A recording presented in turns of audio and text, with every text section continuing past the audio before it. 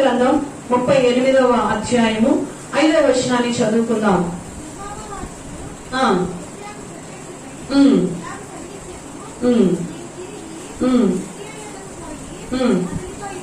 ఇట్లను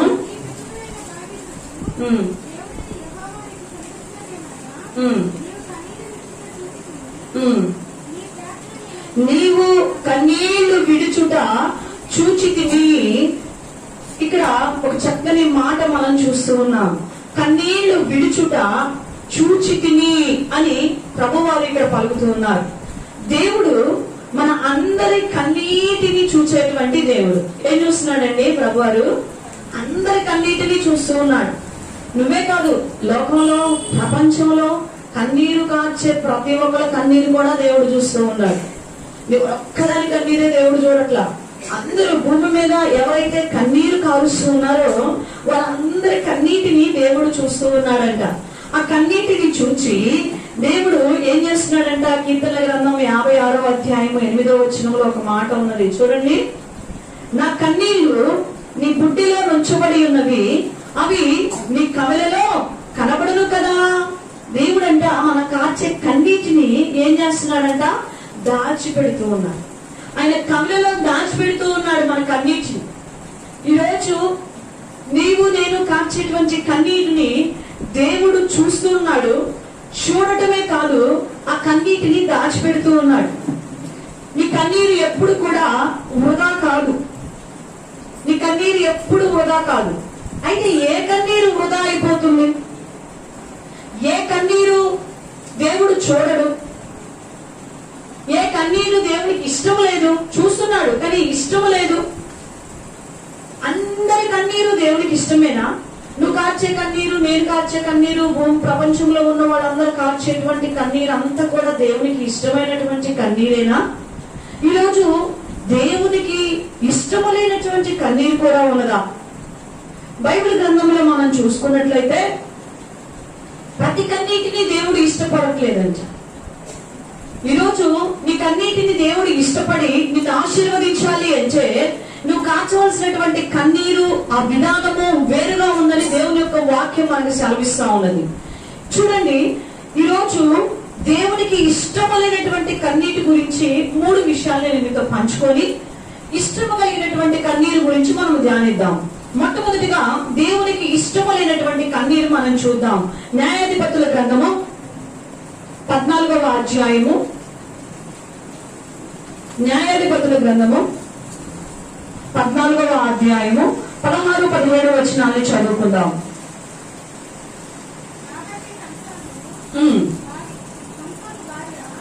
కాబట్టి సంసోను భార్య ఏడ్చుచు, నీవు నన్ను ద్వేషించితివి కానీ. చూడండి, ఆ పైన మనం మరొకసారి చదువుకుందాం. సంసోను భార్య అతని పాదముల యొద్ద పడి ఏడ్చుచు, నీవు నన్ను ద్వేషించితివి కానీ ప్రేమింపలేదు.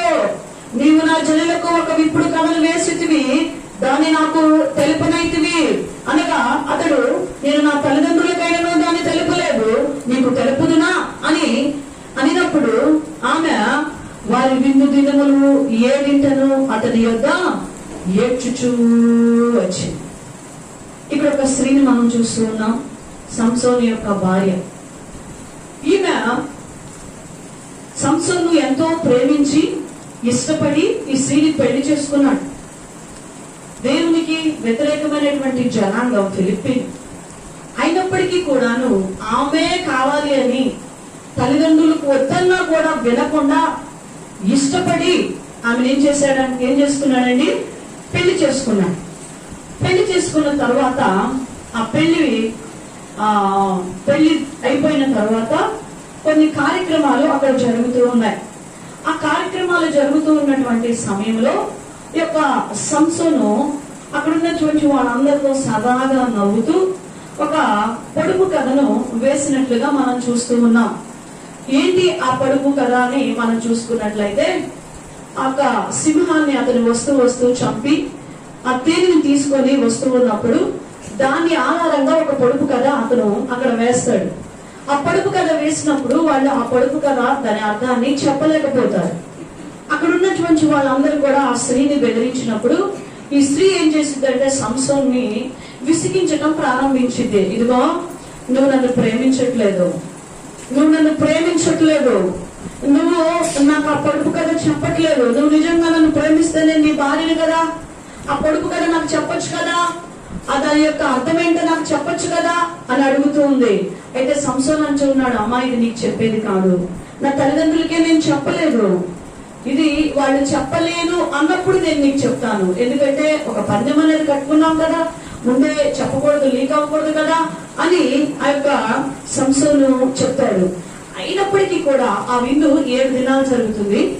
7 దినాలు కూడా ప్రతిరోజు ఏడుస్తూనే వచ్చిందంటండి. ఆ స్త్రీ ఏం చేసిందండి, ప్రతిరోజు ఏడ్చుచూ వచ్చింది, ఏడ్చుచూనే ఉన్నది. ఆమె ఏడుపు సంసోనికి ఇష్టంగా లేదు. ప్రియమైన సహోదరి సహోదరుడా, ఈరోజు ఏ కుటుంబంలో అయితే భార్య కానివ్వండి, పిల్లలు కానివ్వండి, భర్త కానివ్వండి కారణం లేకుండా ఏడుస్తారో ఆ కుటుంబంలో నెమ్మది, ప్రశాంతత అనేది ఉండదు. ఊరు కొరకునే ఏడుస్తూ ఉంటారు వీళ్ళు. ఎందుకు ఏడుస్తారో తెలియదు. చిన్న చిన్న విషయాలకి ఏడుస్తూ ఉంటూ ఉంటారు. కుటుంబాల్లో మనం చూస్తూ ఉంటాం, నన్ను ప్రేమించట్లేదు, నన్ను ప్రేమించట్లేదు, నన్ను ప్రేమించట్లేదు. వీళ్ళంతా కూడా సంసోను భార్య లాంటి వాళ్ళే.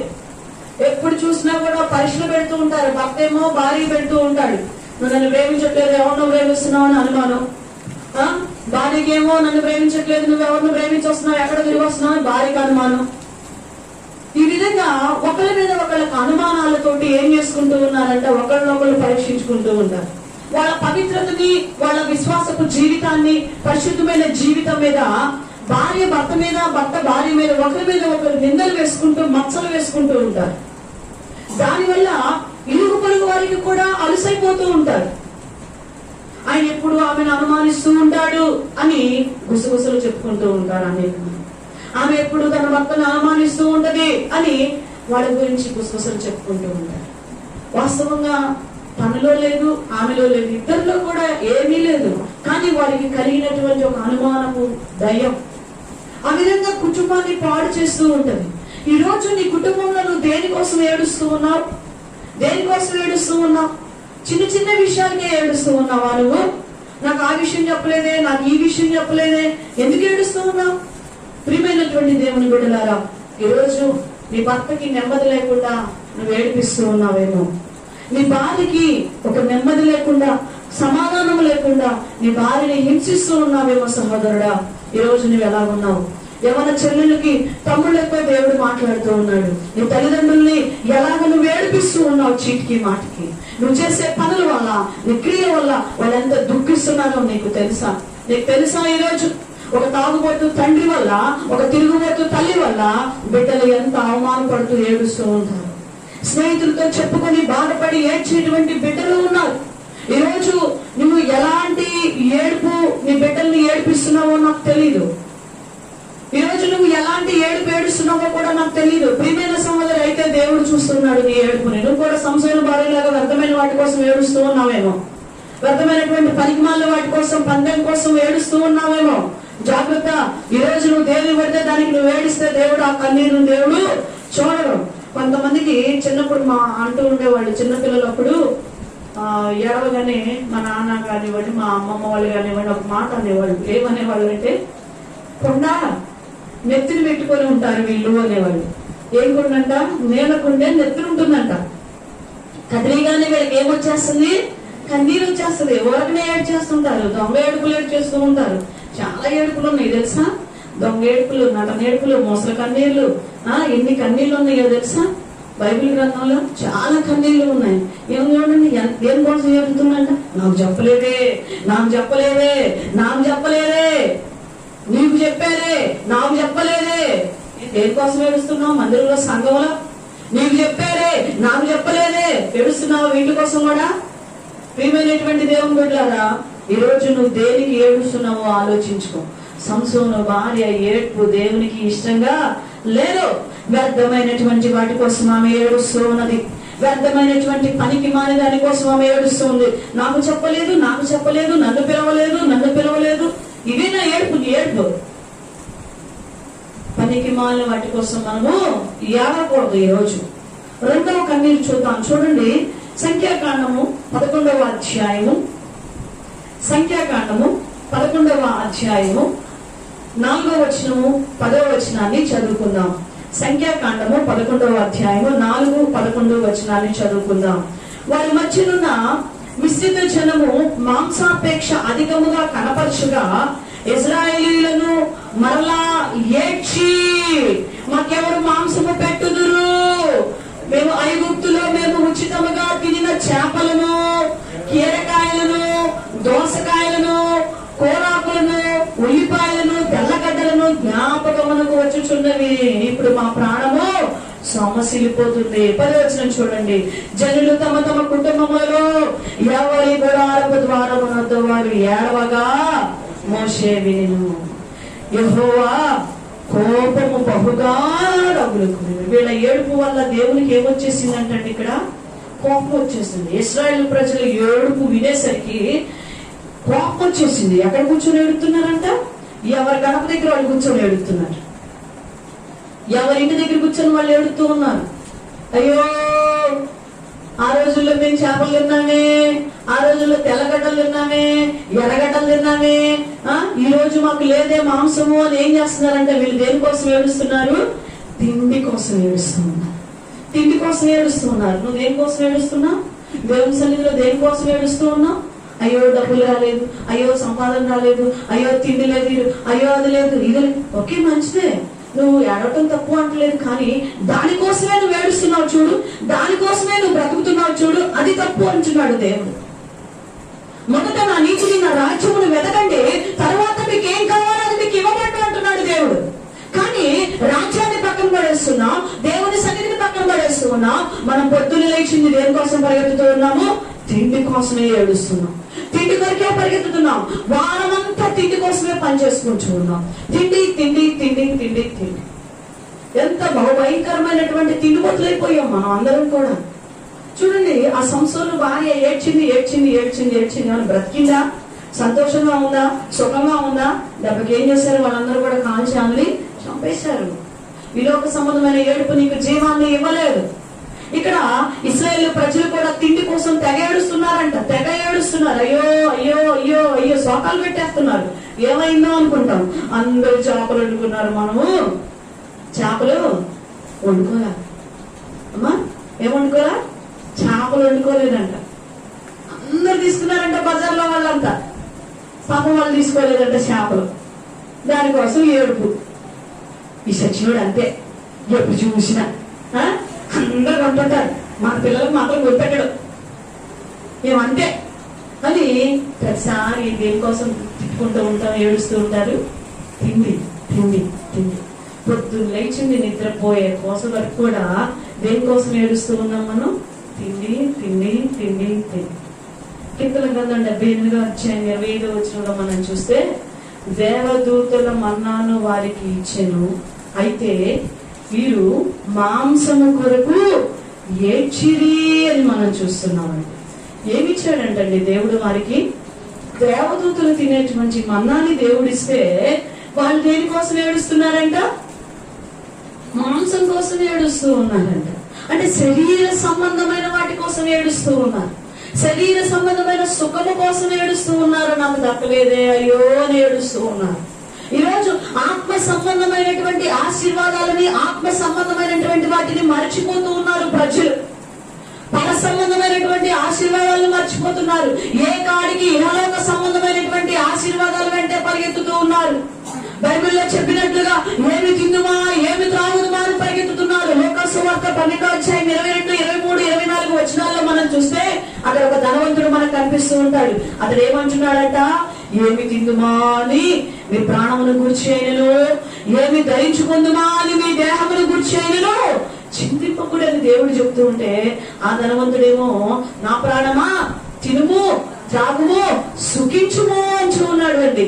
తిను తాగు సుఖించు అంటూ ఉన్నాడు. ప్రియమైన దేవుని బిడ్డారా, ఈరోజు నువ్వు దేనికోసం సుఖిస్తున్నావు, దేనికోసం నువ్వు పరిగెత్తుతున్నావో ఒకసారి ఆలోచించుకో. నీ పరుగంతా దేనికోసం? దేనికోసం నీ పరుగంతా? పెద్ద లెగుస్తున్నావు, రాత్రి వరకు దేనికోసం పరిగెత్తుతున్నావు? దేనికోసం ఏడుస్తున్నావు?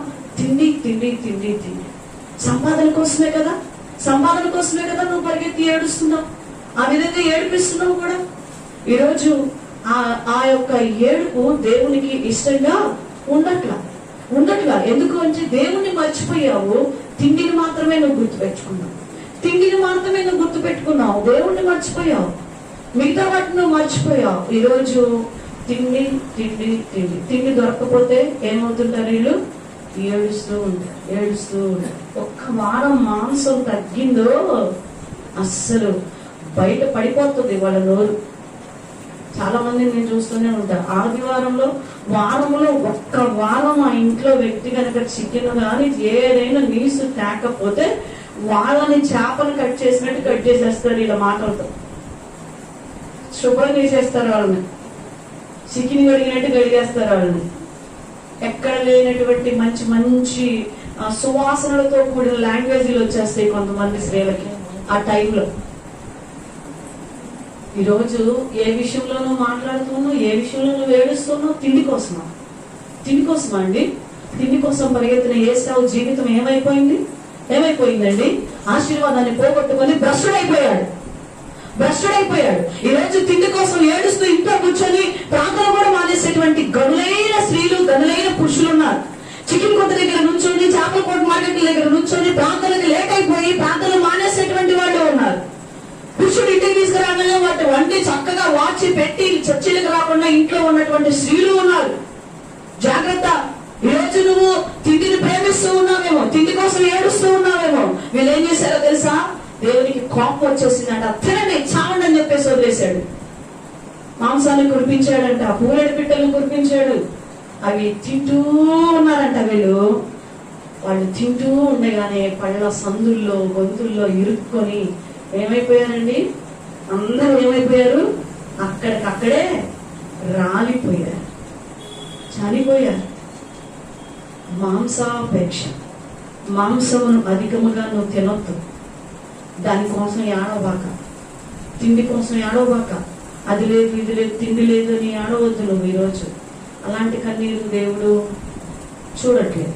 శరీర సంబంధమైనటువంటి వాటి కోసం నువ్వు ఏడుస్తున్నావు చూడు, అది ఆ కన్నీరు దేవునికి ఇష్టం ఉండట్లేదు. ఎందుకు అంటే అసలు ఆయన నీతిని, ఆయన రాజ్యాన్ని నువ్వు మర్చిపోయి కేవలం ఇదే నీ జీవిత గురిగా పెట్టేసుకొని ఏడుస్తూ ఉన్నావు. కాబట్టి ఆ కన్నీరు దేవుడికి ఇష్టము లేదు.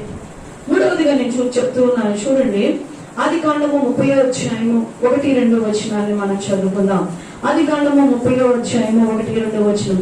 రాహేలు తాను యాకోబులకు పిల్లలు కనకపోవట చూచి తన అక్కయందు అసూయపడి, యాకోబుతో నాకు గర్భఫలము నిమ్ము, లేని ఎడలా నేను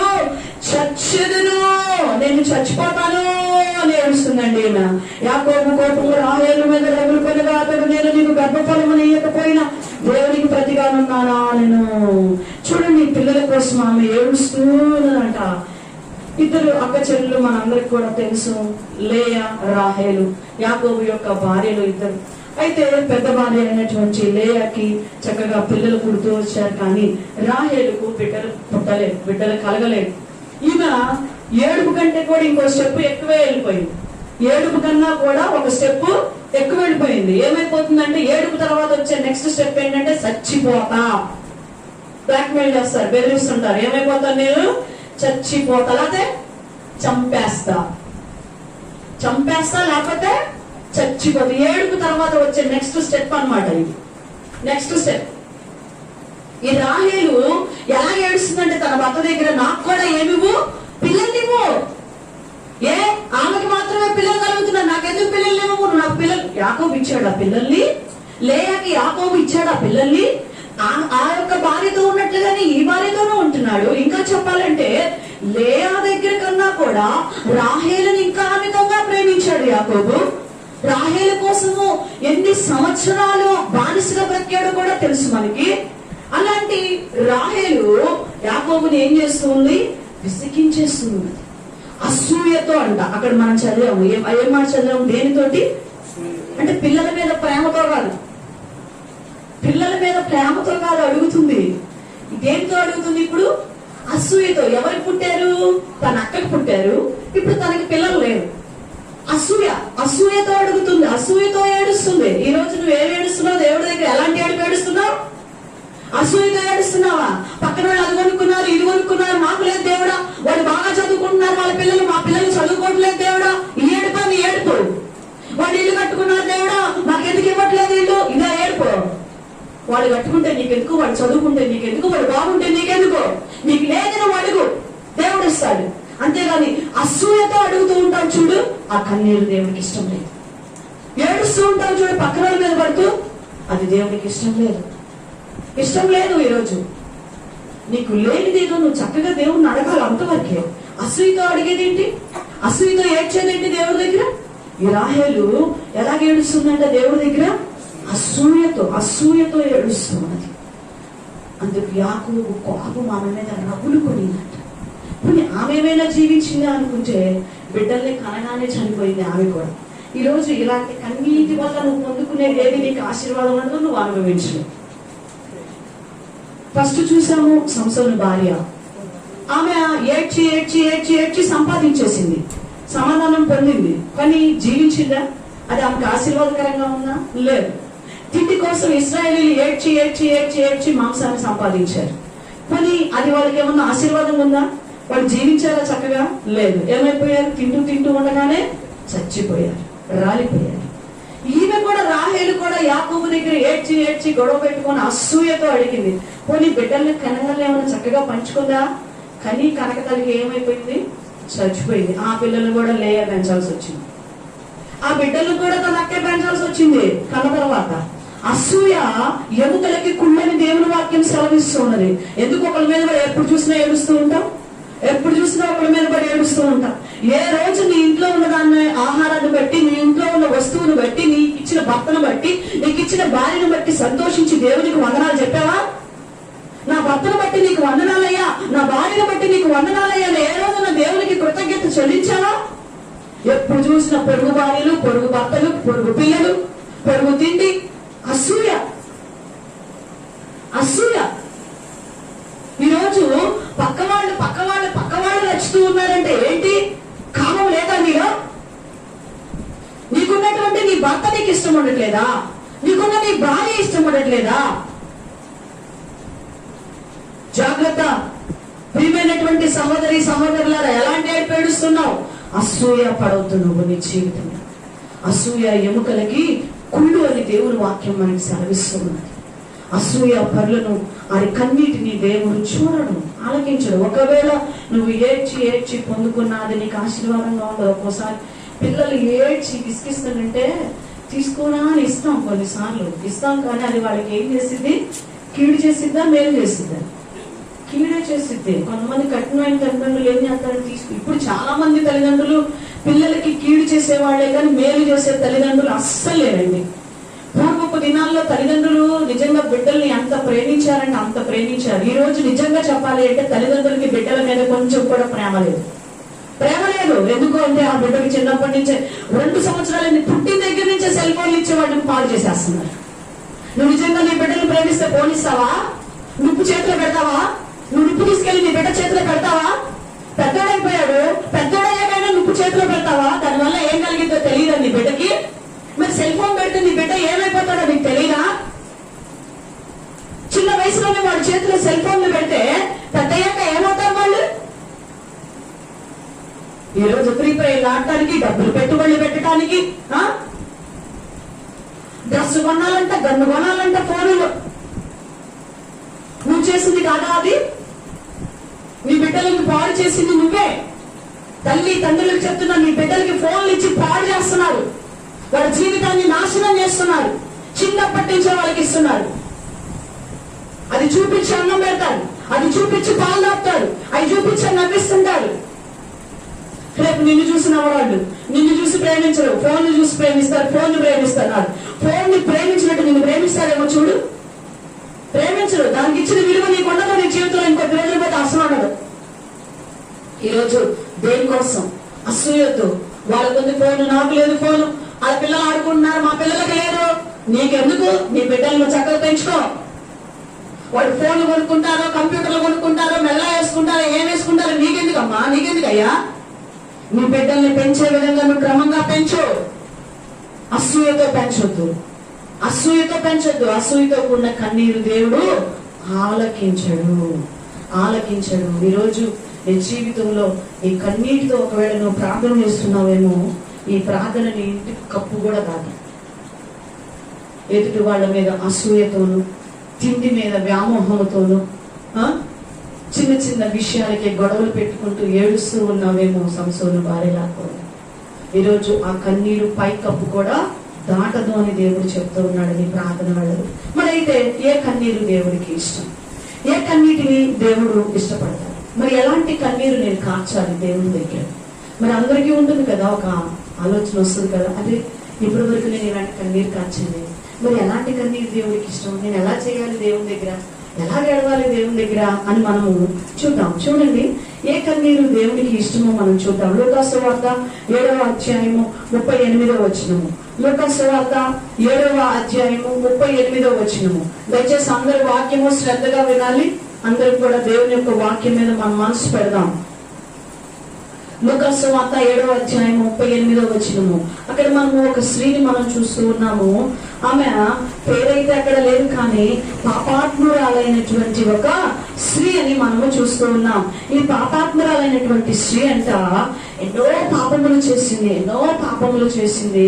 అన్ని పాపములు చేసి దేవుని యొక్క సన్నిధికి వచ్చి తన పాపములను ఒప్పుకుంటూ అంట. చూడండి, ఆ మాట చదవండమ్మా. లూకాసు వార్త 7వ అధ్యాయము 38వ వచనం. వెనక తట్టు ఆయన పాదముల యొద్ద ఆమె నిలబడి ఏడ్చుచు కన్నీళ్లతో ఆయన పాదములను తడిపి తల వెంట్రుకలతో తుడిచి ఆయన పాదములను ముద్దు పెట్టుకొని ఆ అత్తరు వాటికి పోసారు. హల్లెలూయా. ఏ కన్నీరు దేవుడు చూస్తున్నాడు? ఎంత ఆమె పశ్చాత్తాపముతో తన పాపములను ఒప్పుకొని చేస్తున్నటువంటి ఆ కన్నీటిని దేవుడు ఇక్కడ చూశాడు. పశ్చాత్తాపముతో కూడినటువంటి కన్నీరు, మొదటి కన్నీరు ఒప్పుదలతో కూడినటువంటి కన్నీరు, పశ్చాత్తాపముతో కూడినటువంటి కన్నీరు దేవునికి ఇష్టమైనటువంటి కన్నీరు. ఈ రోజు నీ జీవితంలో పశ్చాత్తాపము లేకుండా నువ్వు దేని కోసం ఏడ్చినా కూడా దేవుడు ఇవ్వడు నీ జీవితంలో. పశ్చాత్తాపంతో కూడినటువంటి కన్నీటి అనుభవం నీ జీవితంలో ఉన్నదా? దేవుడి సన్నిధికి వచ్చావు, బానే ఉంది, యేసుప్రభువు వారే దేవుడు అన్నావు, బానే ఉంది, బాప్తిస్మం అన్నావు, అయ్యన్నారు ఇయ్యన్నారు, ఎంతో మంది తీసుకుంటూ ఉన్నారు. అయితే లోతైన పశ్చాత్తాప అనుభవం నీ జీవితంలో ఉన్నదా? మీరు తిన్న ఒక సహోదరి ఒక మాట చెప్తూ ఉన్నది, మీరు దొంగతనము చేయటంలో ఆరితేరినటువంటి దాన్ని అని చెప్తూ ఉన్నారు. ఓ భయంకరంగా దొంగతనాలు చేసేసేటువంటి దాన్ని. ఎలా దొంగతనాలు చేస్తానంటే అసలు ఎవరికి తెలియని కూడా తెలియదు. లారీలో ఒక లారీ వెళ్లే లారీ, కాయల లారీ, పావు లారీ పైన కాయలు దొబ్బేస్తుందండి. అంత భయంకరంగా నేను దొంగతనాలు చేసేటువంటి దాన్ని. అయితే యేసు ప్రభువుని నేను నమ్ముకున్న తర్వాత నేను చేసినటువంటి నా దొంగతనముల కొరకు, నా చెడ్డ పనుల కొరకు నేను పశ్చాత్తాపడి ప్రభు సన్నిధిలో కన్నీరు కాచి క్షమాపణ పొందుకోవడానికి నాకు ఎంత టైం పట్టిందో దేవుని సన్నిధిలో. ఎన్ని దినాలు ఆయన పాదాలు పట్టుకొని నేను ఏడ్చాను అని చెప్తూ ఉన్నదండి. ఈరోజు నీకున్న అనుభవం ఇప్పుడు కూడా పోవాలి నీ జీవితంలో. పక్కింటి వాళ్ళ చెట్లు పూలు కొయ్యాలి, పక్కింటి వాళ్ళ కాయలు కొయ్యాలి, ఇలాంటి చిన్న చిన్న దొంగతనాలు, ఇలాంటి ఏం పోలా ఏదో ఉంటుంది సామెత, చిన్న సచ్చిన పులుపు చావట్లా పులుపు చావట్లా. ఈ రోజు నీ జీవితంలో పోవాలి. నువ్వు యేసు ప్రభువు వారి దగ్గరికి వచ్చాక లోతైన పశ్చాత్తాపము లేకుండా నీ కన్నీటి ప్రార్థన దేవుడు ఎలా ఆలకిస్తాడు? అసలు ఎలా వించాడు నీ కన్నీరు? ఎలా ప్రార్థన చేస్తే ఎలాగ దేవుడు ఆలకిస్తాడు? ఈ రోజు నీ యొక్క ప్రార్థనలో పాపముతో కూడినటువంటి, పశ్చాత్తాపముతో కూడినటువంటి ప్రార్థన, పాపమును ఒప్పుకుంటూ దేవుని సన్నిధిలో పశ్చాత్తాపంతో ప్రార్థన చేయాలి. దానియేలు గ్రంథం 9వ అధ్యాయం 20వ వచనంలో మనం చూస్తాము. దానియేలు కూడా అంట ఏం చేస్తున్నాడో తెలుసా? అక్కడ తన పాపములను ఒప్పుకుంటూ ప్రార్థన చేస్తున్నాడంట. దానియేలు ఏం చేస్తున్నాడండి? తన పాపములను ఒప్పుకుంటున్నాడు. ఏమండి, దేవుని సన్నిధిలో ఎంతగా దేవుని సన్నిధిలో ప్రార్థన చేస్తున్నాడు దానియేలు. ఒక ఉన్నత స్థితిలో ఉన్నటువంటి వాడు, ప్రధానమంత్రి పోస్టులో మంచి బుద్ధి జ్ఞానం కలిగినటువంటి వాడిగా, రాజుకి మంచి అడ్వైస్ ఇచ్చేటువంటి మంచి ఉన్నత స్థితిలో ఉన్నటువంటి వాడు దానియేలు. అలాంటి దానియేలు దేవుని సన్నిధిలో తన దోషాన్ని ఏం చేస్తున్నాడు? ఒప్పుకుంటున్నాడు. తన పాపములను ఒప్పుకుంటూ ఉన్నాడండి. ఒప్పుకుంటూ కన్నీటితో ప్రార్థన చేస్తూ ఉన్నాడు. హోషేయ గ్రంథంలో 12వ అధ్యాయం 4వ వచనంలో చూస్తాము. యాకోబు కూడా అక్కడ ఒక ప్రార్థన చేస్తూ ఉంటాడు, నేను మోసగాడిని అని ఏడుస్తూ ఉన్నాడు. యాకోబు కూడా అంట తన ప్రార్థనలో ఒప్పుకుంటున్నాడంట దేవుని దగ్గర, ఏమని? నేను మోసగాడినయ్యా, నేను యాకోబు, నేను అవును నా పేరు యాకోబు, నేను మోసగాడిని, నా తండ్రిని మోసం చేశాను, నా అన్నని మోసం చేశానయ్యా. ఎంతమందిని మోసం చేసి వచ్చి ఏడుస్తుంటాము? ఎంతమంది కడుపులు కొట్టొచ్చి దేవుని సన్నిధిలో కూర్చొని ప్రార్థన చేస్తాం? ఎంతమందిని తిట్టి బూతులు తిట్టి నానా విధంగా శపించొచ్చి మళ్ళీ ప్రార్థన చేస్తారు. వాళ్ళ నాశనాలు వీళ్ళ నాశనాలు కోరుకొని వచ్చి ప్రార్థన చేస్తారు. ఎలా దేవుడు ఆలకిస్తాడు? ఈరోజు పశ్చాత్తాపంతో కూడినటువంటి కన్నీరు. ఎలాగంటండి? ఎలాంటి కన్నీరు ఉండాలి? ఎప్పుడు కన్నీరు వస్తుందో తెలుసా మనకి? భర్త తిట్టినప్పుడు భయంకరమైనటువంటి కన్నీరు భార్యకి వచ్చేస్తాయి. ఎంత కన్నీరు కారుస్తారంటే వాళ్ళు ప్రార్థనలో, భయంకరమైనటువంటి కన్నీరు. ఆ కన్నీరు భార్య కోపంగా ఉన్నప్పుడు పురుషులు కూడా కన్నీటితో ప్రార్థన చేసిన పురుషులు కూడా ఉన్నారండి బైబిల్ గ్రంథంలో. మొట్టమొదటి మనం చదువుకున్నాం యెషయా గ్రంథంలో, కన్నీటితో దేవుని దగ్గర ఏడ్చిన వ్యక్తి ఎవరండి? హిజ్కియా. పురుషుడు కూడా కన్నీటితో దేవుని సన్నిధిలో ప్రార్థన చేశారు. స్త్రీలొక్కలకే ఇవ్వాల దేవుడు కన్నీటి ప్రార్థన, పురుషులకు కూడా ఇచ్చాడు. ఈరోజు వాళ్ళు తిట్టారు వీళ్ళు తిట్టారు అని అనటం కాదు. అత్త తిట్టిందని కోడలు ఏం చేసేస్తుంది, కోడల మాట లేదని అత్త ఏం చేస్తుంటది. ఈరోజు పశ్చాత్తాపంతో కూడిన కన్నీరు. ఎందుకు వాళ్ళు మాట్లాడలేదు? ఎక్కడ నాలో లోపం ఉంది ప్రభు అని సరిచేసుకుంటూ చేసే కన్నీటి ప్రార్థన దేవుడు వింటాడు. ఏదైనా ఎందుకు ప్రభా, ఎందుకు నా భార్య నాకు మాట వినకుండా ఎదురు తిరుగుతూ ఉన్నది, నాలో ఎక్కడ దోషం ఉన్నది, నాలో ఏ లోపం ఉన్నది, ఏ ప్రార్థనహీనత ఉన్నదని నిన్ను సరి చేసుకుంటూ చేసే కన్నీటి ప్రార్థన దేవుడు వింటాడు. ఈరోజు నువ్వు ఎలాగో ఉన్నావు? వినడిన శుక్రవారం స్త్రీల కూడికలో సహోదరి అడుగుతూ ఉంది, ఎప్పుడు చూసినా వాక్యాలు స్త్రీలకేనా? ఎప్పుడు చూసినా వాక్యాలు ఎవరికి? స్త్రీలే సరి చేసుకోవాలా? స్త్రీలకే చెప్తారు, పురుషులకి చెప్పరా? చెప్పండి అయ్యా పురుషులారా, పురుషులకి వాక్యం చెప్పరా? పురుషుల్ని హెచ్చరించరా? స్త్రీలు వేస్తున్నటువంటి ప్రశ్న. మీరు చాలా ఇంటెలిజెంట్ అని, మీకు ఒక్కసారి వాక్యం చెప్తే చక్కగా అర్థం చేసుకుంటారని, మీరు మంచిగా సరి చేసుకుంటారని చెప్పలేదులేండి. వాక్యం అనేది పురుషులకి స్త్రీలకి సమానమే. ఇక్కడ బైబిల్ గ్రంథంలో ఒక మాట చెప్పి, స్త్రీ అని రాగానే అది సంఘము అని మనం తీసుకునే విధానంలో ఉంటుంది. స్త్రీ గురించి మాట్లాడుతున్నారు అంటే సంఘం గురించి దేవుడు మాట్లాడుతున్నాడు అని వాక్యం తీసుకోవాలి. అది పురుషుడు తీసుకోవాలా, స్త్రీలు తీసుకోవాలా? అందరూ తీసుకోవాలా ఆ వాక్యాన్ని కదా? అందరూ తీసుకునే వాళ్ళు కొంతమంది ఉంటారు, తీసుకునే వాళ్ళు కొంతమంది ఉంటారు. అది వాళ్ళ వ్యక్తిగత సంబంధం. వ్యక్తిగతంగా వాడు తీసుకునే విధానాన్ని బట్టి ఆధారపడి ఉంటది. అయితే దేవుడైతే అందరినీ ఒకే విధంగా ప్రేమిస్తూ ఉన్నాడు. ఈరోజు పశ్చాత్తాపముతో కూడినటువంటి కన్నీటి ప్రార్థన దేవునికి ఇష్టమైన ప్రార్థన. రెండవ ప్రార్థన చూడండి, రెండవ కన్నీరు. ఏ కన్నీరు దేవునికి ఇష్టమో చూద్దాం. దినవృత్తాంతాల 2వ గ్రంథము 34వ అధ్యాయము. దినవృత్తాంతాల 2వ గ్రంథము 34వ అధ్యాయము 27వ వచనాన్ని చదువుకుందాం. దినవృత్తాంతాల 2వ గ్రంథము 34వ అధ్యాయము 27వ వచనాన్ని చదువుకుందాం.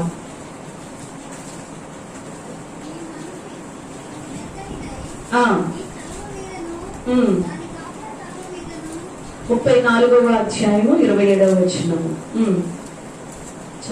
నీ మనసు మెత్తనిదే ఈ స్థలము మీదను దాని కాపురస్తుల మీదను దేవుడు పలికిన మాటలను నీవు వినినప్పుడు నా సన్నిధిని నీవు తగ్గించుకొని నీ వస్త్రములు చిప్పుకొని నా సన్నిధిని కన్నీరు విడిచితివి కనుక నీ మనవిని నేను ఆలకించి తిని. హల్లెలూయా. చూడండి, ఇక్కడ ఒక ప్రార్థన మనం చూస్తున్నాము. ఎవరు అంటే యోషియా అనేటువంటి యూదా రాజు ఒక ప్రార్థన చేస్తూ ఉన్నాడు. మందిరములు కడుతూ ఉన్నటువంటి సమయంలో ఆ మందిరములోనంట ఒక ధర్మశాస్త్రము దొరికింది. ఆ ధర్మశాస్త్రము దొరికినప్పుడు ఆ ధర్మశాస్త్రాన్ని యాజకుల చేత చదివించుకొని వినినప్పుడంట యోషియా రాజు గొప్ప రాజు స్థానంలో ఉన్నప్పటికీ కూడాను, అయ్యో మేము పాపము చేసిన వారమే, అయ్యో దేవుని దృష్టికి మేము తప్పు చేశామేనని తనను తాను తగ్గించుకొని దేవుని సన్నిధులనంట కన్నీరు కార్చాడంటండి. ఏం చేశాడండి? తను తాను తగ్గించుకున్నాడు. ఈరోజు రెండవ కన్నీరు ఏంటి అంటే తగ్గింపుతో కూడిన కన్నీరు దేవునికి ఇష్టం. హల్లెలూయా. ఏ కన్నీరు దేవునికి ఇష్టం? తగ్గింపుతో కూడిన కన్నీరు. ఏ కన్నీరు పెడితే ఆ కన్నీరు దేవుడు వినడు. బాగా గుర్తుపెట్టుకోండి, చూడడు. అది దేవునికి ఇష్టం ఉండదు కదా. ఇష్టం ఉండదు, మనకే ఇష్టం ఉండదు. మన ఇంట్లో వాళ్ళు పద్దాకులు ఏడుస్తుందంటే ఎందుకు ఏడుస్తున్నారో కారణం తెలిస్తే మనం కూడా సపోర్ట్ చేస్తాం. అవునా?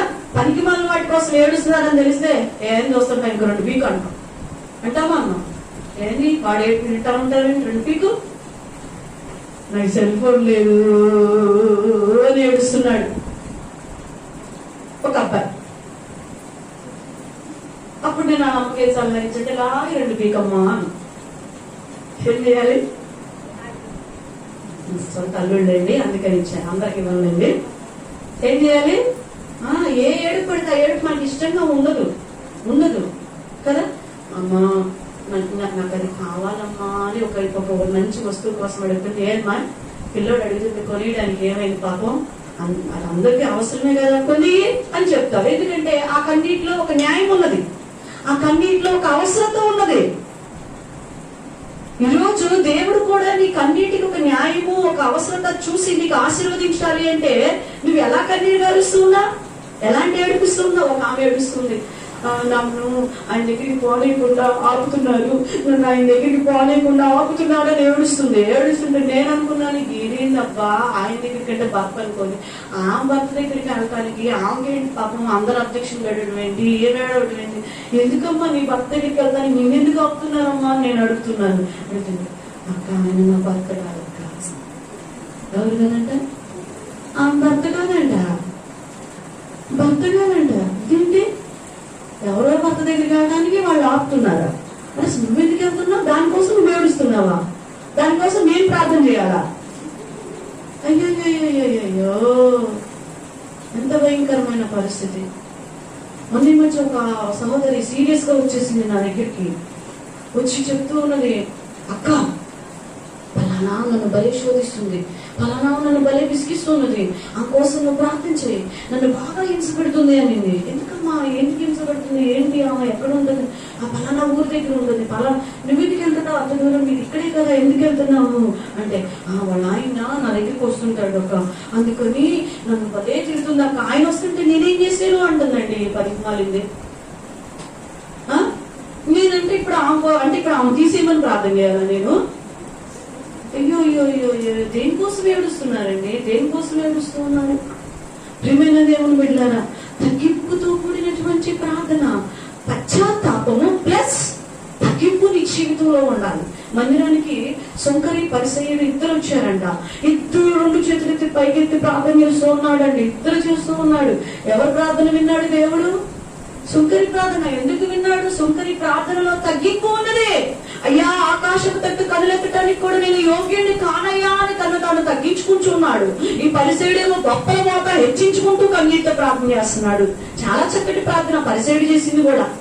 మామూలు ప్రార్థన చేయలేదు, సామాన్యమైన ప్రార్థన చేయలేదు పరిసయుడు కూడా. కానీ ఎందుకు దేవుడు వినలేదండి? హేబేలు కయీను ఇద్దరు కూడా దేవుని సన్నిధికి వెళ్ళారు. కానీ ఎందుకు వాళ్ళ ప్రార్థనలో వ్యత్యాసము, వాళ్ళ కన్నీటిలో, వాళ్ళ బలిలో, వాళ్ళ అర్పణలో ఎందుకు వ్యత్యాసం వచ్చింది? తగ్గింపు స్వభావము కయ్యూనికి లేదు. బహుశా ఆ దినాలు కనుక అయ్యో దేవుడు ఎందుకు నా బలి వినలేదు, నా బలి ఎందుకు అంగీకరించలేదు, నాలో ఏ లోపం ఉన్నది ప్రభా అని అక్కడే కూర్చొని కన్నీరు కాచినట్టయితే కయ్యూను ఆ యొక్క స్థితిగతులు ఎలా ఉండేయో అసలు కదండి, ఎలా మారిపోయి ఉండేదో పరిస్థితి. భూమి మీద బహుశా మనందరి పరిస్థితి కూడా ఎలా ఉండేదో. కానీ ఎంత కోపం వచ్చేసింది, ఎంత ద్వేషం వచ్చేసింది అతనికి. ఈరోజు తగ్గింపు స్వభావమే ఉండదు, తగ్గించుకునే స్వభావం ఉండదు. తగ్గింపుతో కూడిన కన్నీరు దేవునికి ఇష్టమైనది. దేవుని యొక్క నినివే పట్టణ ప్రజలు పాపము చేశారు, వాళ్ళ మీదకి శాపము రాబోతుందని దేవుడు చెప్పగానే ఏం చేశారండి? నినివే పట్టణం వాళ్ళందరూ కూడా వారిని వారు తగ్గించుకున్నారట. పశువులు సైతము కూడా మోసం ఉంచారు వాటిని. రాజు సైతము కూడా సింహాసనం దిగి తన బట్టలు చీపేసి బూడిద పోసుకొని గోడిపట్ట ధరించి తగ్గించుకొని ప్రార్థన చేస్తూ ఉన్నారు. గోడిపట్ట అనగా తగ్గింపు జీవితానికి సాదృశ్యం. ఈ రోజు నీ జీవితంలో తగ్గింపు లేకుండా ఏం ప్రార్థన, ఏం కన్నీరు కాలుస్తున్నావు? చిన్న విషయానికి తగ్గించుకోలేవు. చిన్నదానికి కూడా నువ్వు తగ్గించుకునే స్వభావమే లేదు. ఎప్పుడు కూడా గొప్పలు పోయే స్వభావం అంతా కూడా ఈ స్వభావమే. ఈరోజు నువ్వు తగ్గింపుతో కూడిన ప్రార్థన చేయి, కన్నీరు కాచు దేవుని సన్నిధిలో. తప్పకుండా దేవుడు నీ ప్రార్థన ఆలకిస్తాడు. హల్లెలూయా. 2 కన్నీళ్లు చెప్పాను నేను, దేవుడు ఆలకించే కన్నీరు. నెంబర్ 1 పశ్చాత్తాపంతో కూడిన కన్నీరు. నెంబర్ 2 తగ్గింపుతో కూడిన కన్నీరు. 3వది యథార్థమైనటువంటి కన్నీరు అంట. ఏ కన్నీరంటే? యథార్థమైన కన్నీరు. చూడండి రాజుల 2వ గ్రంథము 20వ అధ్యాయము. రాజుల 2వ గ్రంథము 20వ అధ్యాయము 30వ వచనాన్ని 3వ వచనాన్ని చదువుకున్నాం. యెహోవా యథార్థ హృదయుడునై సత్యముతో నీ సన్నిధిని నీ ఎట్లు నడుచుకుంటున్నా, నీ దృష్టికి అనుకూలముగా కృపతో జ్ఞాపకము చేసుకుని హిజ్కియా కన్నీళ్లు విడిచుచూ ప్రార్థించాడు. ఎలాంటి మనసుతో ప్రార్థన చేశాడండి? యథార్థమైన జీవితం కలిగి ప్రార్థన చేశాడు. ఏ జీవితాన్ని కలిగి ఉన్నాడు హిజ్కియా? యథార్థమైనటువంటి కన్నీరు. కన్నీటిలో యథార్థత ఉండాలా? ఏముండాలా?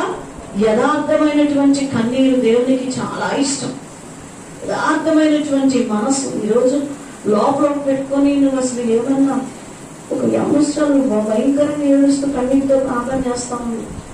ఎంత బాగా ప్రార్థన చేస్తుంది తప్ప అనుకున్నా నేను. ఎందుకంటే పాపం ఏలి ప్రవక్త కూడా ఆ రోజు అన్నాన్ని చూసి తప్పుగా అనుకున్నాడు కదా, అలా అనుకోకూడదు కదా. ఎంత బాగా కన్నీటి ప్రార్థన చేస్తుందో అనుకున్నా. ఏంటయ్యా అంటే ఆ అమ్మాయికి ఐలవ్యూ చెప్పినటువంటి వాడు ఆ అమ్మాయిని కాకుండా ఇంకొక అమ్మాయికి కూడా చెప్పాడంట. ఇంకొక అమ్మాయికి కూడా చెప్పాడంట. ఇవి ఏడుపు, వీళ్ళ కన్నీరు ఎలా వస్తుంది? ఇలాంటి యవన చెట్లు నాకు చాలా మంది తారసపడుతూ ఉంటుంది. నేను వెళ్ళే ప్రతి స్థలంలో తారసపడుతూనే ఉంటాను. దేనికోసం ఏడుస్తూ ఉన్నాను. ఒక చెల్లి అయితే ఫోన్ చేసి అడుగుతూ ఉన్నది. ఏమడుగుతుందో తెలుసా? నా కోసం ప్రార్థన చేయక, నన్ను ప్రేమించిన వాడు నాకు ఫోను చేయట్లేదు. ఏంటి? దేనికోసం? కపట మనసు, యథార్థంగా ఉండాలా? ఈరోజు నీ తల్లిదండ్రుల దగ్గర బిడ్డలు యథార్థంగా ఉండాలా? నీ భర్త దగ్గర నువ్వు యథార్థంగా ఉండు, నీ భార్య దగ్గర నువ్వు యథార్థంగా ఉండు.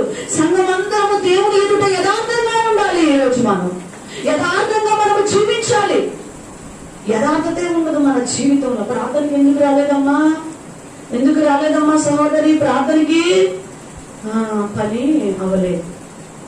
ఇటుదే సీరియల్ పోతుంది. అక్కడ ఏం పోతుంది?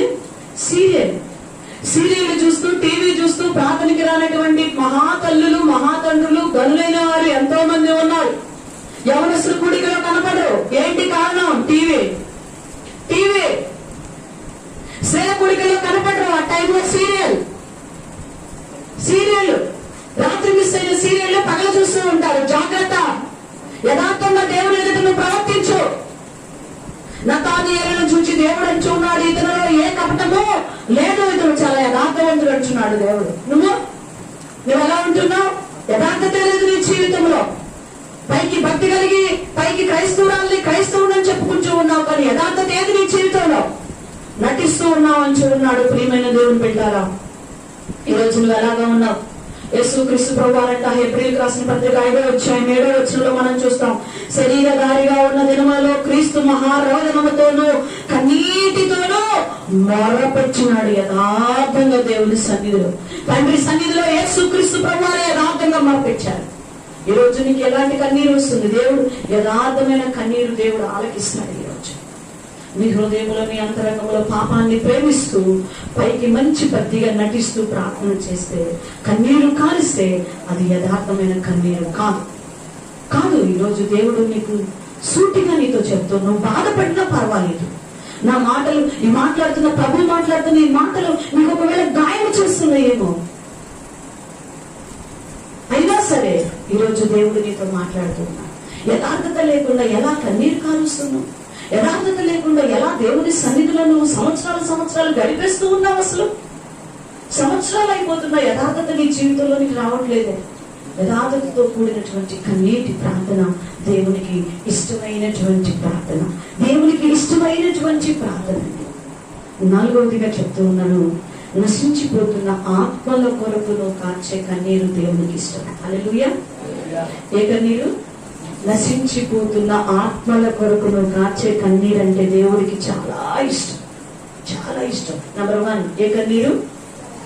పశ్చాత్తాపంతో కూడిన కన్నీరు. నెంబర్ 2 తగ్గింపుతో కూడిన కన్నీరు. నెంబర్ 3 యథార్థమైనటువంటి కన్నీరు. నెంబర్ 4 నశించిపోతున్న ఆత్మల కొరకును కార్చే కన్నీరు అంటే చాలా ఇష్టం. విలాప వాక్యం 3వ అధ్యాయం 48వ వచనాన్ని మనం చదువుకుందాం. చూడండి, నా జనులకు కలిగిన నాశనమును చూడగా నా కన్నీరు ఏరులై పారుచున్నది. జనులకు కలిగినటువంటి నాశనాన్ని చూసినప్పుడు యిర్మీయా యొక్క కన్నీరంట ఏరులై పారుతున్నదంట. ఏడుస్తూ ఉన్నాడు. ఆ ప్రజలకి కలిగిన నాశనం, ఆ ప్రజల్లో ఉన్న తిరుగుబాటుని చూసి ఏడుస్తూ ఉన్నాడు. దానియేలు గ్రంథంలో కూడా మనం చూస్తూ ఉంటాం. తన పాపములను దానియేలు ఒప్పుకోవటమే కాదు, కానీ ప్రజల పాపమును కూడా దానియేలు ఏం చేస్తూ వచ్చాడో తెలుసా? పశ్చాత్తాపడుతూ వచ్చాడు. ఈరోజు నశించిపోతున్న ఆత్మల కొరకు నీకు భారమనగా, నీ బిడ్డలకు మారు మనసు, సంపూర్ణమైన మారు మనసు లేకుండా, దేవుని సన్నిధిలో గడపకుండా నీ బిడ్డలు ఇష్టానుసారంగా లోకంలో వెళ్ళిపోతున్నాడు. దాని కొరకు నువ్వే ఆడవట్ల. ఆ కన్నీరు లేదు. అయ్యో నా పిల్లలు చదవట్లేదు, అయ్యో నా పిల్లలకు ఉద్యోగం రావట్లేదు, అయ్యో నా పిల్లలు సంపాదించట్లేదు, అయ్యో నా పిల్లలు ఇలా, దీనికోసమే ఏడుస్తున్నావే కానీ తండ్రి సన్నిధిలో గడపలేకపోతున్నారు నా బిడ్డలు అని ఒక రోజన్నా దేవుని దగ్గర నువ్వు ఏడ్చావా? నశించిపోతున్న నీ బిడ్డల కొరకు ఏడ్చావా? నీ భర్త మారు మనసు లేకుండా, రక్షణ లేకుండా, పాపంలో ఇష్టానుసారంగా తిరుగుతుంటే నా భర్తని సంపూర్ణమైన రక్షణ అనుభవంలో నువ్వు మార్చు ప్రభా అని చేతులెత్తి వెలుగెత్తి దేవుని సన్నిధిలో కన్నీటితో నువ్వు ప్రార్థన చేసావా? మానవుని భార్య గురించి నువ్వు దేవుని సన్నిధిలో కన్నీరు కాచావా? ఈరోజు అలా చేశారు, ఇలా చేశారని భార్య మీద, భార్య భర్త మీద ఏదో చెప్పుకుంటూ బ్రతికేస్తూ ఉన్నారే కానీ వాళ్ళ కొరకు దివారాత్రి కన్నీటితో నువ్వు యథార్థంగా పశ్చాత్తాపడుతూ తగ్గించుకుని యథార్థమైన మనసుతో దేవుని సన్నిధిలో ప్రార్థన చేసావా? దేవుడు అడుగుతున్నాడు, ఎలా నీకు జయం వస్తుంది? ఎలా నీ కన్నీరు దేవుడు ఆలకిస్తాడు? బాధకరంగా ఏడు చేస్తే ఆ కన్నీరు దేవుడు చూసేస్తాడా? కొంచెం బాధకరంగా నువ్వు ఏడిస్తే దేవుడు చూసేస్తాడా? నీకు లేదు కదా ఆ భారం. ఆ భారం అంటే ఎవ్రీడే నువ్వు ప్రార్థన చేస్తావు, కన్నీటితో అడుగుతావు దేవుని సన్నిధిలో, ఒక టైం పెట్టుకుంటావు. నీ బిడ్డల కోసం కానీ, నీ భర్త కోసం కానీ ఒక టైం పెట్టుకొని ప్రార్థన చేస్తావు. వంట చేయడానికి ఒక టైం పెట్టుకోవట్లా, మనం టిఫిన్ చేయడానికి ఒక టైం పెట్టుకోవట్లా. ఖచ్చితంగా భారం అనేది ఉంటే నువ్వు ఖచ్చితంగా వారి కోసం ప్రార్థన. నీ కుటుంబంలో నశించిపోతున్న ఆత్మల కొరకు ప్రార్థన చేస్తావు. సంఘంలో ఆత్మలను జారిపోతున్నారు, అయ్యో సంఘంలో నా బాధ్యత, నేను సంఘం కొరకు నేను కూడా ప్రయాసపడాలి అని సంఘంకి వచ్చే ఆత్మల కొరకు ప్రతి ఒక్కరి కోసం నువ్వు కూడా కన్నీటితో ప్రార్థన చేస్తావు. నశించిపోతున్న దేశం కోసం కన్నీటితో ప్రార్థన చేస్తావు. అయ్యో ఈ భయంకరమైన తెగులతో ప్రపంచం అంతా అల్లాడిపోతుందే, నా వంతు నేను కూడా ప్రార్థన చేయాలి దీనికోసమని భారముతో నువ్వు ప్రార్థన చేస్తావు కన్నీటితో. ఆ ప్రార్థన, ఆ కన్నీరు దేవుడికి ఇష్టం.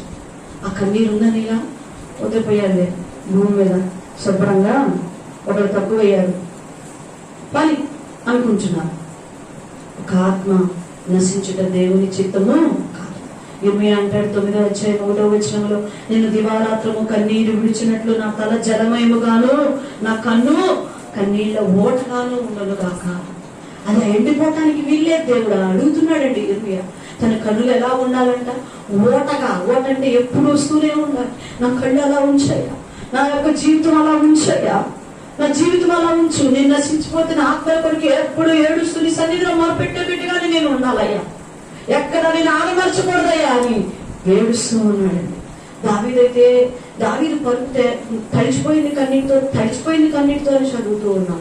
ఎందుకు తడిచిపోయిందో తెలుసా మీకు? కీర్తన గ్రంథం 119వ అధ్యాయం 13వ వచనంలో చూడండి, జనులు నీ ధర్మశాస్త్రం అనుసరింపకపోయినందుకు నా కన్నీరు ఏరులై పారుచున్నది అని ఏడుస్తున్నాడండి దావీదు. హల్లెలూయా. ధర్మశాస్త్రాన్ని, దేవుని వాక్యాన్ని పాటించకుండా నశించిపోతున్నటువంటి ప్రజల్ని చూచి దావీదు ఏడుస్తూ ఉన్నాడని. అందుకే ఆయన పడుతూ తెలిసిపోయింది. అంతేగాని నాకు అది లేదని కాదు ఏడ్చింది దావీదు మహారాజు. దేవుని వాక్యాన్ని అనుసరించకుండా, వాక్యానుసారంగా జీవించకుండా నాయన ఇదిగో నశించిపోతున్నారయ్యా ప్రజలు, వారిని రక్షించేయాలి ఏడ్చాడు. ఈ రోజు నీకు భారం ఉందా? నశించిపోతున్న ఆత్మల కొరకు భారం ఉన్నదా?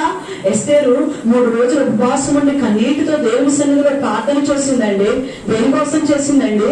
రాజు నన్ను చూడగానే చక్కగా అప్పులు తెచ్చుకోవాలి, రాజు నాకు మంచి వాల్యూ ఇవ్వాలి, రాజు స్థానాన్ని నాకు ఇంకా అధికం చేయాలి, నాకు ఒక మంచి పదవిని ఇంకా మంచిగా ఒక అధికారాన్ని ఇవ్వాలని ప్రార్థన చేసిందా అండి? నశించిపోతున్న ప్రజల కోసం ప్రార్థన చేసేయండి. తన ప్రాణాన్ని పణంగా పెట్టింది అక్కడికి వెళ్ళి. ఈ రోజు నీ జీవితంలో కూడా నశించిపోతున్న ఆత్మల కొరకు నీకు భారం ఉన్నదా? దేవుడు ప్రశ్నిస్తూ ఉన్నాడు. వాళ్ళ కొరకు నువ్వు కన్నీటితో ప్రార్థన చేస్తూ ఉన్నావా? ఆ కన్నీరు దేవుడికి ఇష్టం. మరి ఏ కన్నీరు కారుస్తున్నావు నువ్వు? ఏ కన్నీరు కారుస్తూ ఉన్నావు నువ్వు? ఒకసారి పరిశీలన చేసుకొని నువ్వే పరిశీలన చేసుకో. 4 కన్నీటిలు దేవునికి ఇష్టమైన కన్నీరు చెప్పారు. చివరిగా ఒక కన్నీరు చెప్పి నేను ముగింపులోనికి వెళ్ళిపోతాం. చూడండి, సేవకుల కొరకు కార్చే కన్నీరు అంటే దేవునికి చాలా ఇష్టం. హల్లెలూయా, హల్లెలూయా. దేవుని సేవకుల కొరకు కార్చే కన్నీరు దేవుడికి చాలా ఇష్టం. రాజుల 2వ గ్రంథం 13వ అధ్యాయము 14వ వచనాన్ని చదువుకుందాం. రాజుల 2వ గ్రంథము 13వ అధ్యాయము 14వ వచనాన్ని చదువుకుందాం.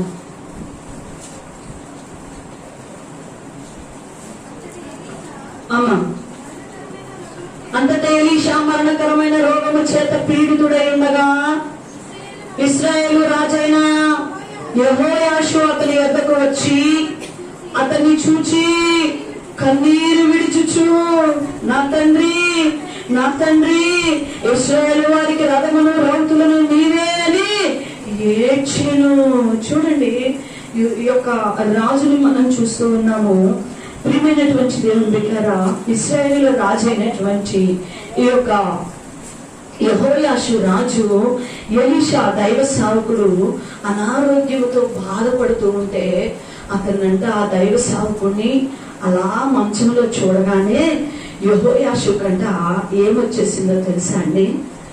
బాధ వచ్చేసిందంట, కన్నీరు వచ్చిందంట. అయ్యో, మా సేవకుడు, నా సేవకుడు, ఇశ్రాయేలు ప్రజలను నడిపించినటువంటి సేవకుడు, దేవుని సేవకుడిగా మా పక్షంగా ఉండి దేవుని పక్షంగా మాకు వర్తమానములను అందించి మమ్మల్ని యుద్ధములకు అన్నిటికీ నడిపించి మాకు జయము కానీ అపజయము కానీ ఏదైనా సరే మా పక్షంగా మాతో ఉన్నటువంటి సేవకుడు, మా కొరకు దివారాత్రులు కన్నీరు కాచినటువంటి సేవకుడు ఎలా ఉన్నాడంటండి? ఇప్పుడు మరణ పడకలో ఉన్నాడు అని ఆ దైవ సేవకుడిని చూచినప్పుడు, దేశాన్ని చూచినప్పుడు రాజు ఏం చేస్తున్నాడంటండి? కన్నీరు కారుస్తూ ఉన్నాడు. ప్రియ సహోదరి, నువ్వు నిద్ర లేచి నీ ప్రార్థనలో సేవకుడిని జ్ఞాపకం చేసుకుంటున్నావా? నీ సేవకుని కొరకు, సేవకురాలి కొరకు కన్నీటితో ప్రార్థన చేస్తున్నావా? నీకు బాధ వస్తే, నీకు కష్టం వస్తే, నీకు వ్యాధి వస్తే నువ్వు కబురు చేయగానే వచ్చేస్తూ ఉన్నారే సేవకులు.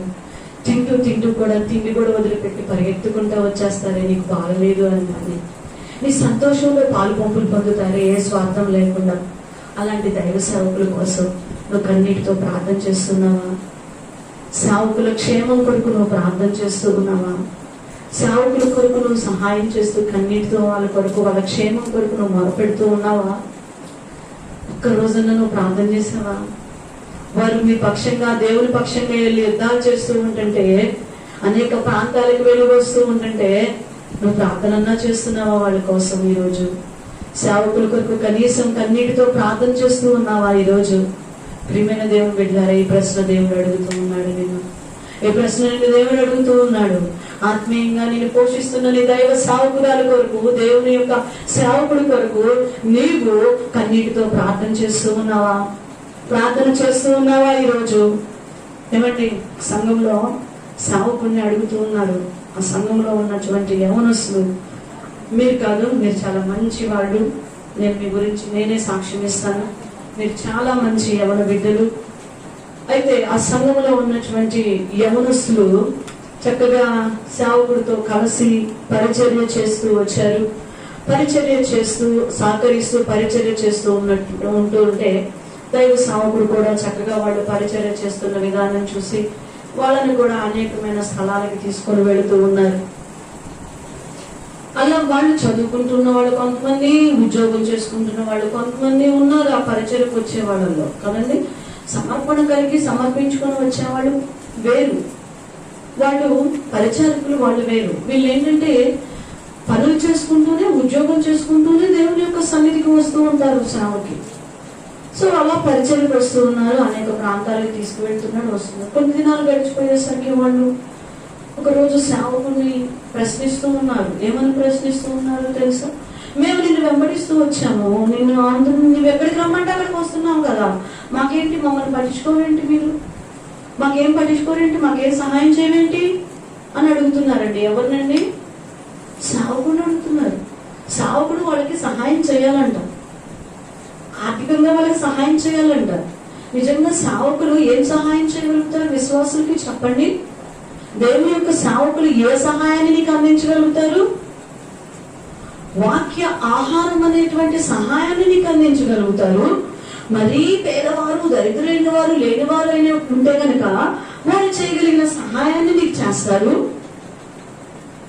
తిండి లేనటువంటి నిస్సహాయక స్థితిలో నువ్వు ఖచ్చితంగా ఉన్నప్పుడు వారికి దగ్గర ఉన్నటువంటిది ఏదుంటే అది నీకు ఇవ్వగలుగుతారు. వాక్యముతో నిన్ను పోషించగలుగుతారు. నీ సంతోషంలో పాలు పంపులు పొందగలుగుతారు. నువ్వు అడగాల్సింది ఏంటి? సేవకుల్ని మాకు ఇంకా మంచి లోతైన వాక్యాలు చెప్పండి, ఇంకా మాకు మంచిగా వాక్యం చెప్పండి అని నువ్వు అడిగితే సేవకుడు ఇవ్వగలుగుతాడు. నువ్వు ఆర్థికంగా దేవుని యొక్క సేవకుల మీద ఆధారపడటం ఏంటి అసలుకి? ఈరోజు సంఘాలు ఎలా ఉన్నాయంటే, ఆ సంఘంలో గిఫ్ట్లు ఇచ్చారే, మన సంఘంలో పాస్టర్ గారు ఇవ్వలేదే, ఇలాంటి ఆలోచనలు మన జీవితంలోనికి రానివ్వద్దు. హల్లెలూయా. దేవుని సేవకులు ఎవరైనా సరే నీ సంఘ కాపరి కోసం నువ్వు ఖచ్చితంగా చేయాలి, నీ సేవకురాలి కోసం నువ్వు ఖచ్చితంగా చేయాలి. అలానే ప్రపంచ వ్యాప్తంగా ఎంతో మంది దైవ సేవకులు కష్టపడుతూ ఉన్నారు. ఆహారం లేక, కుటుంబంలో బిడ్డల్ని పోషించుకోలేక, నిజంగా దేవుని మీద ఆధారపడి విశ్వాసముతో ఏలియావలే ఆ దినమును ఎదురు చూస్తూ బ్రతుకుతున్న వారు ఎంతో మంది దైవ సేవకులు ఉన్నారు. నువ్వు తినేటప్పుడు, అన్నము తినేటప్పుడు జ్ఞాపకం చేసుకో ప్రతి దైవ సేవకుడిని. ప్రతి సేవకుడిని నువ్వు జ్ఞాపకం చేసుకో. ప్రతి ఒక్క సేవకుడిని నువ్వు జ్ఞాపకం చేసుకోవాలి. ప్రభా, ఇది నేను ప్రతి సేవకుడికి నువ్వు దయచేయమని ప్రతి దైవజనుల కొరకు నువ్వు ప్రార్థన చేయాలి. మోసం చేసే సేవకులు వేరు. నిజంగా దేవుని కోసం కష్టపడుతూ, దేవుని కోసం బాధపడుతూ, దేవుని కోసం జీవిస్తున్నటువంటి సేవకులు వేరు. నిజంగా దేవుని యొక్క సేవకులు ఈరోజు వారు బాధపడకూడదు, వారు అవమాన పాలవకూడదు. ఈరోజు నువ్వు నీ దైవ సేవకుల కోసం కన్నీటితో ప్రార్థన చేసి